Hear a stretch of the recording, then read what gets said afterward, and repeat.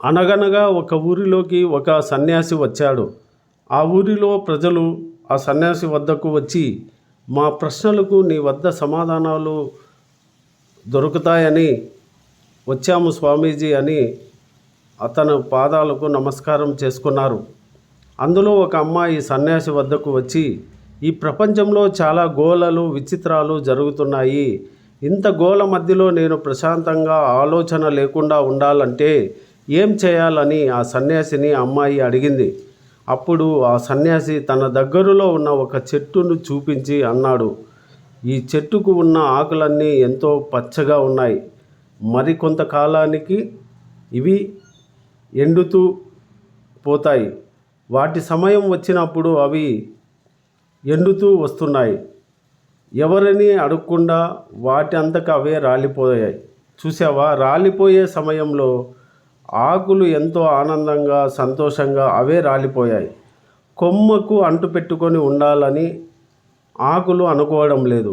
అయితే మానవుడు అనేవాడు ప్రతి దానికి అడ్డు చెబుతూ ఇలా జరగకూడదు అలా జరగకూడదని అడ్డు చెబుతున్నాడు.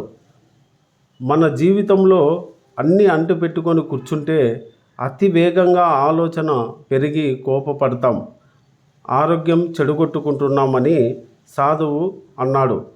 ప్రతి ఒక్క మానవుడు మనసులో ఎలాంటి ఆలోచన లేకుండా ఎప్పటికప్పుడు వాటిని వదిలేయాలని, అప్పుడే ప్రశాంతంగా శాంతంగా ఉండవచ్చని సూచించాడు సాధువు.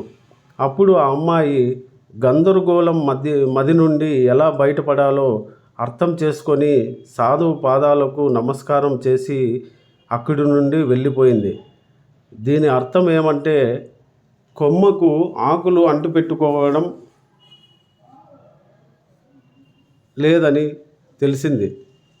అలాగే మానవుడు కూడా ఆలోచనలతో ఉండకూడదు, వాటిని ఎప్పటికప్పుడు వదిలేయాలని ఈ కథలో సారాంశం. మరొక కథ విందాం. ఒక పల్లెటూరులో ఒక లక్ష్మి అనే అమ్మాయి ఉండేది. ఆ అమ్మాయికి పాత జ్ఞాపకాలు గుర్తొచ్చి రోజు బాధపడేది. అప్పుడు ఆ అమ్మాయి కుటుంబ సభ్యులు ఒక సన్యాసి వద్దకు తీసుకెళ్లారు. ఆ స్వామీజీ లక్ష్మి కథంతా విని లేచి ఆయన ఉన్న గదిలోకి వెళ్ళి ఒక గ్లాసు నీళ్లు తీసుకొస్తాడు. ఆ గ్లాసు నీళ్లు ఆ అమ్మాయి చేతికి ఇస్తాడు. ఆ గ్లాసు నీరు ఏమైనా బరువు ఉన్నాయా అని అమ్మాయిని సన్యాసి అడుగుతాడు. ఏమీ లేదు స్వామి, తక్కువ బరువే ఉందని ఆ అమ్మాయి సన్యాసికి తెలియజేసింది. అయితే ఈ రోజంతా ఈ గ్లాస్ ఇలానే పట్టుకొని ఉండాలని తెలియజేశాడు. లేదు స్వామీజీ, నా చెయ్యి నొప్పిస్తుంది, కళ్ళు తిరుగుతాయని ఆ అమ్మాయి సన్యాసికి తెలియజేస్తుంది. ఈ బరువు పట్టుకోలేనప్పుడు నువ్వు ఏం చేస్తావని అడిగాడు సన్యాసి.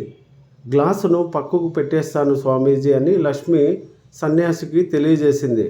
అలాగే నీ ఆలోచనలు కూడా పక్కకు పెట్టేయాలని స్వామీజీ అమ్మాయితో తెలియజేయడంతో ఆ అమ్మాయి చేస్తున్న తప్పులేంటో తెలుసుకుంది. ప్రతి మనిషి కూడా ఇలాగే పాత జ్ఞాపకాలను ఆలోచన చేసుకుంటూ రోజు టెన్షన్ పడుతూ ఉంటే ఇలాగే పాత జ్ఞాపకాలు గుర్తొచ్చి నిద్ర లేకోకుండా ఆరోగ్యం చెడగొట్టుకుంటారు. కాబట్టి పాత జ్ఞాపకాలను పక్కకు పెట్టేస్తూ ఉండాలి, వాటిని గుర్తుకు తెచ్చుకోకూడదు. అప్పుడే మనిషి ఆరోగ్యంగా ఉంటాడని ఈ కథలో సారాంశం.